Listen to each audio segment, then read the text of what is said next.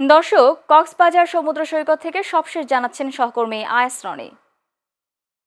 জি, আপনি যেমনটা বলেছেন, বঙ্গোপসাগরের সৃষ্ট নিম্নচাপ ও অমাবস্য জোয়ারের প্রভাবে 2 থেকে 3 ফুট পানির উচ্চতায় বেড়ে যাওয়ায় কক্সবাজারের বিভিন্ন উপকূলীয় এলাকা বেড়িবাঁধ ভেঙে প্লাবিত হয়েছে।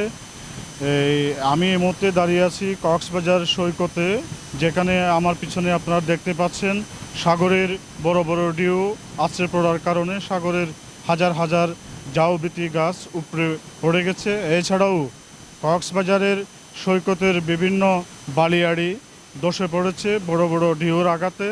কক্সবাজারে বেশ কয়েকদিন ধরে এই সৃষ্ট বঙ্গোপসাগর সৃষ্ট নিম্নচাপের ফলে যে বৃষ্টি এবং জোয়ারের পানির উচ্চতা বৃদ্ধি পাওয়ায় বিভিন্ন এলাকায় প্লাবিত হয়ে যা উপকূলীয় এলাকার কুতুবদিয়া, মহেশখালী, টেকনাফের যে মেরিন ড্রাইভ রোড ভেঙে 1 থেকে 3 কিলোমিটার রাস্তায় অলরেডি গাড়ি চলাচল বন্ধ করে দেওয়া হয়েছে।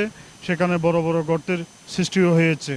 এছাড়াও দেশের একমাত্র প্রবাল দ্বীপ সেন্ট মার্টিনে জোয়ারের প্রভাবে জলোচ্ছ্বাসের 2 থেকে 3 ফুট পানির উচ্চতা বেড়ে যাওয়ায় সেখানে সৈকতের লাগোয়া অনেক নারিকেল গাছ, বিভিন্ন প্রজাতির গাছ ভেঙে পড়েছে। তাছাড়াও বিভিন্ন বসতবাড়ি ভেঙে সাগরের ঢেউতে ভেঙে ভেসে গেছে বলে আমরা জানতে পেরেছি।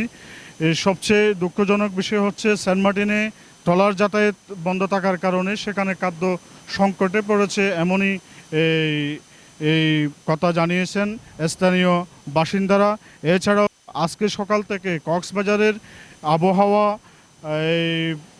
মোটামুটি ভালো দেখা যাচ্ছে। কক্সবাজার আবহাওয়া অফিস আমাদেরকে যেমনটা জানিয়েছে, অমাবস্য জোয়ার কিছুটা পানির উচ্চতা কমতে শুরু করেছে। এছাড়াও কক্সবাজারে এই মুহূর্তে কোনো সংকেত নেই বলে আমাদেরকে জানিয়েছেন। এই ছিল আমার কাছে কক্সবাজারের থেকে সর্বশেষ খবর।